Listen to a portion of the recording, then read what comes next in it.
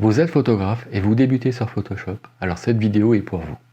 Mon objectif, c'est de vous montrer que Photoshop, c'est simple. Aujourd'hui, on va parler des masques de fusion. Je vais directement rentrer dans le vif du sujet en vous montrant comment utiliser le masque de fusion pour combiner deux photos. Ça sera l'occasion de vous montrer comment créer un masque de fusion, quelles sont les propriétés d'un masque de fusion et quelles sont les différentes options que l'on peut avoir sur un masque de fusion. Mais pour cela, je vais avoir besoin d'un document Photoshop qui va contenir deux calques.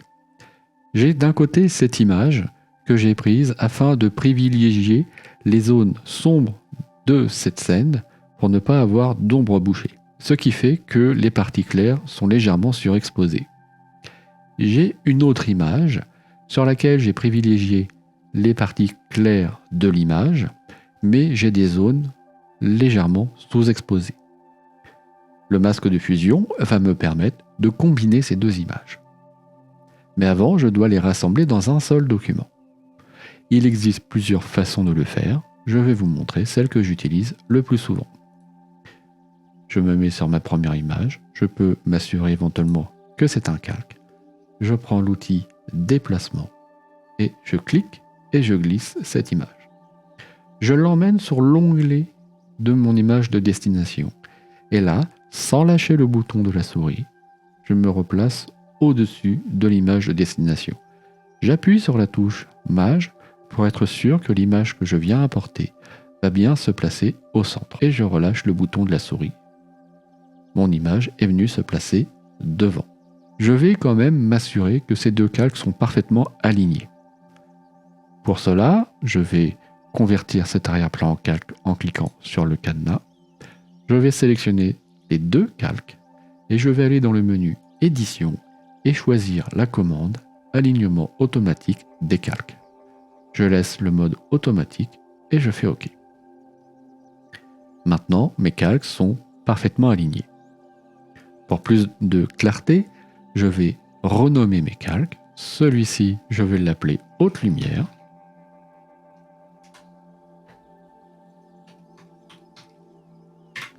Et celui du dessous, je vais l'appeler Ombre.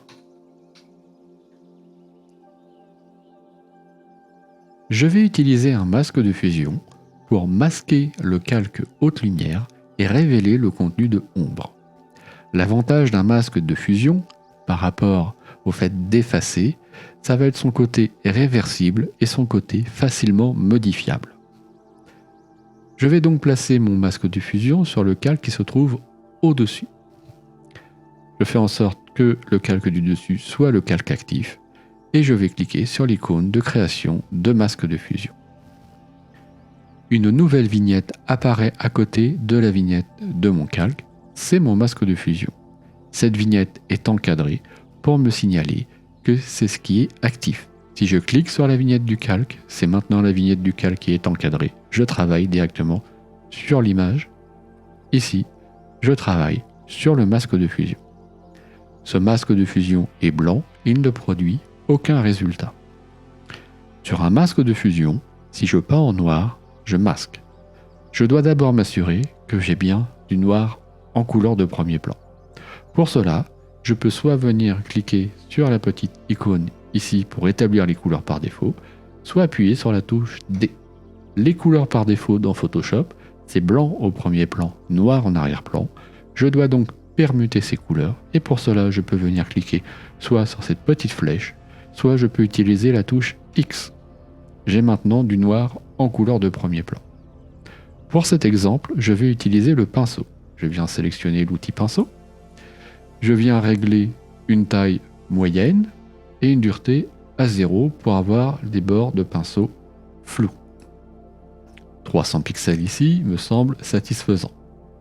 Dans cet exemple, je vais également utiliser une opacité à 100%. Si maintenant je peins en noir sur le masque de fusion, je vais masquer l'image haute lumière et révéler l'image ombre qui se trouve dessous. J'utilise donc maintenant les données des deux photos. Le masque de fusion, comme je vous le disais précédemment, est réversible.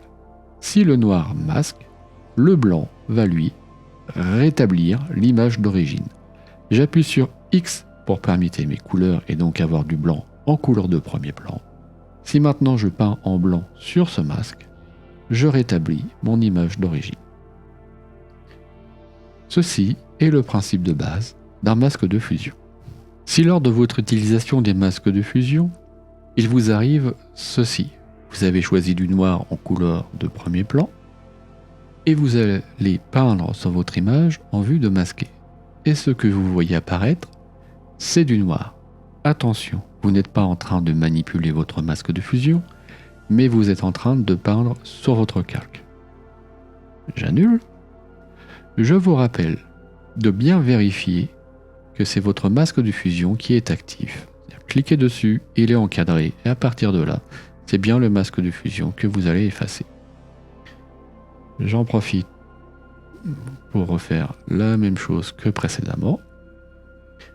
Voilà, mon masque de fusion est prêt. J'ai la possibilité de désactiver temporairement ce masque de fusion. Je me mets au-dessus de la vignette, j'appuie sur la touche majuscule et je clique. Une croix rouge apparaît sur la vignette du masque de fusion. Le masque de fusion est désactivé. Je vois donc mon image comme s'il n'y avait pas de masque. Je clique de nouveau sur Mage et je reclique sur la vignette. Je rétablis mon masque de fusion. Je peux, en appuyant sur la touche Alt ou Option, afficher mon masque de fusion. Ce qui me permet de voir que j'ai peut-être oublié des petites zones. Je peux de nouveau appuyer sur Alt ou Option pour retrouver mon affichage normal. Je peux également appuyer sur Alt ou Option et majuscule et cliquer sur la vignette du masque de fusion. Je vois maintenant mon masque de fusion sous forme d'une incrustation, ce qui me permet de retravailler sur ce masque de fusion, par exemple pour venir effacer la petite bande que j'avais peint trop ici, et pourquoi pas venir corriger un tout petit peu ce masque en étant un petit peu plus précis cette fois-ci. Et pour rétablir, je peux de nouveau appuyer sur Alt ou Option et majuscule. Le masque de fusion contient un certain nombre de propriétés que l'on va retrouver dans le panneau Propriétés. Le premier réglage, c'est la densité. Ma densité par défaut est à 100. Si je baisse la densité, eh bien, j'agis quelque part sur la transparence du masque et je fais réapparaître progressivement l'image d'origine. Si mon masque est à 0, c'est comme si je n'avais pas de masque. Si le masque est à 50%, je vois que la moitié de l'intensité de mon masque. Et si je mets à 100%, j'ai l'affichage normal. Je peux également agir sur le contour progressif.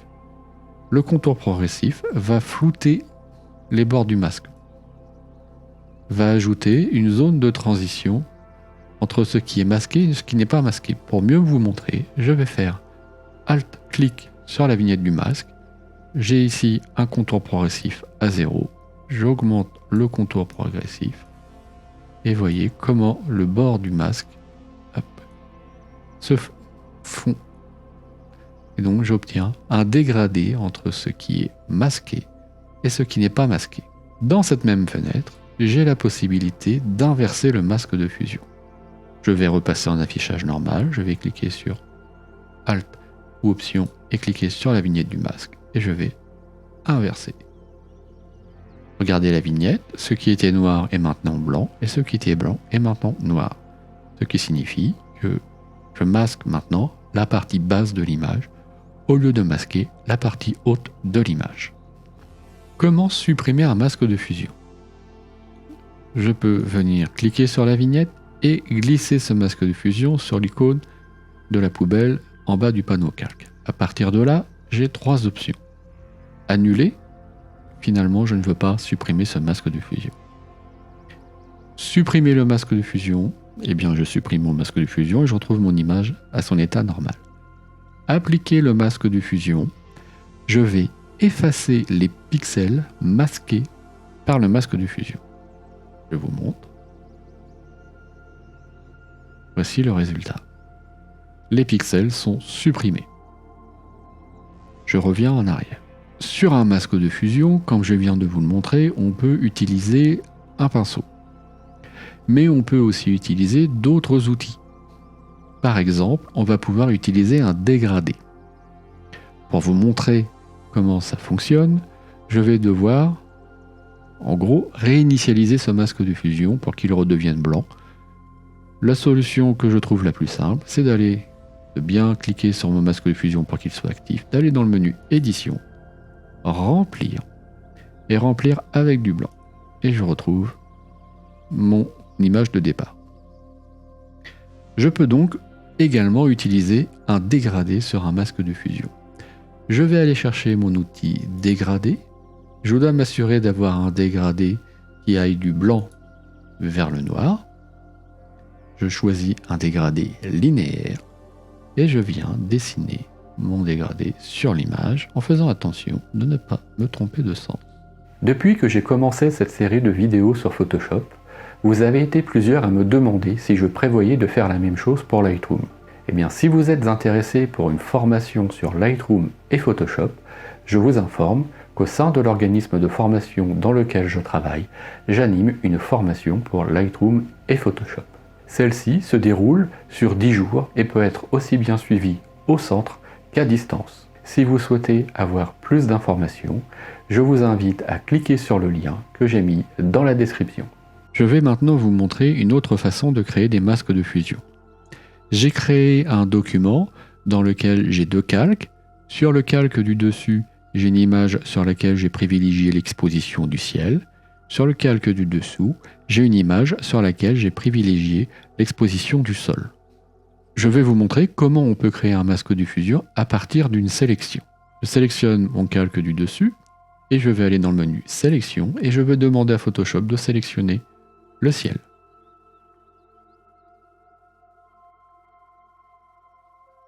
Il m'a sélectionné le ciel. À partir du moment que j'ai une sélection active, si je crée un masque de fusion, celui-ci va masquer ce qui n'est pas sélectionné.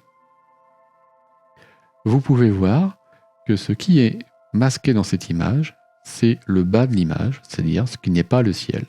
J'ai maintenant une image qui combine mon ciel exposé comme je le souhaitais et mon sol exposé comme je le souhaitais. Pour rappel, si vous créez un masque de fusion alors qu'une sélection active, cette sélection sera prise en compte dans le masque de fusion. Je peux utiliser un masque de fusion pour venir appliquer un réglage localement. Pour cela, je vais utiliser un calque de réglage. J'aurai l'occasion de revenir en détail sur le fonctionnement des calques de réglage dans une future vidéo. Pour créer un calque de réglage, au-dessus de ce calque 1, je clique sur mon calque 1, je vais dans le panneau réglage et je vais choisir un réglage niveau. Vous pouvez voir la présence d'un masque de fusion sur ce calque de réglage. Les réglages du niveau s'affichent ici.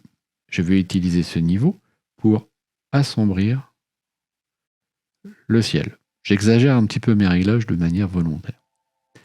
Je vais maintenant utiliser ce masque de fusion qui est présent sur ce calque de réglage pour faire en sorte que ce réglage ne s'applique que sur une partie de l'image. Ce que je peux faire par exemple, c'est remplir ce masque de noir, c'est-à-dire que je vais l'inverser. Je vais commencer par inverser ce masque. Le niveau maintenant n'est plus visible. Je peux prendre mon outil dégradé et venir créer un dégradé dans le bon sens pour faire en sorte que ce niveau ne s'applique que sur une partie de l'image. J'aurai toujours la possibilité de venir intervenir sur la luminosité. Donc on peut utiliser un masque de fusion pour appliquer un réglage localement. On peut également utiliser un masque de fusion pour venir appliquer un effet localement. Il existe plusieurs façons d'appliquer un effet localement. Je vous fais voir la méthode avec un masque de fusion. J'ai cette image, je vais cliquer sur le cadenas pour convertir cet arrière-plan en calque. Je vais utiliser le raccourci CTRL ou Commande J pour dupliquer ce calque. Sur le calque du dessus, je vais venir appliquer un effet. Je vais choisir par exemple en renforcement, accentuation. Avant d'appliquer l'accentuation, je vais m'assurer d'être bien zoomé à 100% sur mon image et je vais chercher filtre, renforcement, accentuation. L'accentuation va renforcer l'impression de netteté sur cette image. Sans l'effet, avec l'effet. Pour que vous puissiez mieux voir avec la vidéo, je vais exagérer un peu les réglages. Je valide mon réglage. Pour l'instant, ce réglage est appliqué sur le calque 0, ce qui signifie qu'il est appliqué sur la totalité de l'image. Je vais maintenant créer un masque de fusion pour pouvoir appliquer le réglage d'accentuation que sur une partie de l'image. Ce que j'aime bien faire quand je fais ce genre de manipulation, c'est de cacher totalement l'effet et le révéler par la suite. Pour créer un masque de fusion qui va masquer la totalité de l'image dès le départ, je me mets sur l'icône, au-dessus de l'icône du masque de fusion, j'appuie sur la touche Alt ou Option de mon clavier et je clique sur l'icône de création de masque de fusion. J'obtiens alors un masque noir qui fait que ce calque-là est totalement masqué. Je vais maintenant choisir un pinceau, touche B. Je vais en régler la taille, j'en profite pour vous donner une petite astuce assez pratique pour régler la taille et la dureté d'un pinceau. J'appuie sur la touche Alt ou Option, je clique droit sur ma souris. Si je me déplace horizontalement, j'agis sur le diamètre de mon pinceau. Si je me déplace verticalement, j'agis sur la dureté du pinceau. Je vais choisir une taille pas trop grosse et une dureté moyenne.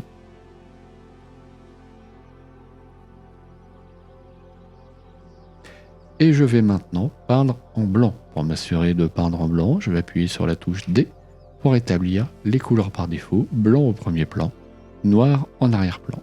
Je peins maintenant sur les zones de l'image où je souhaite appliquer ma netteté.